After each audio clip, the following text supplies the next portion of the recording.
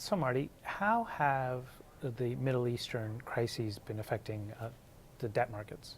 It's always some tendency to fly to quality in a time of crisis. Treasury market, I think, has benefited somewhat from that.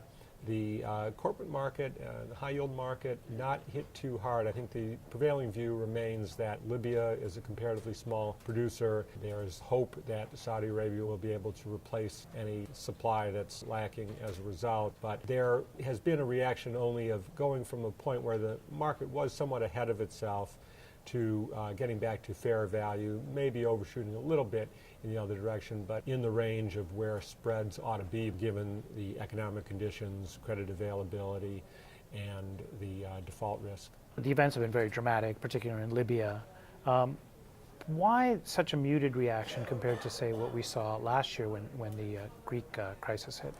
I think the issue in the Greek crisis was a more direct threat to the banking system, particularly in Europe, where banks have a lot of exposure to the sovereign debt of the peripheral countries that were in question as far as their credit risk.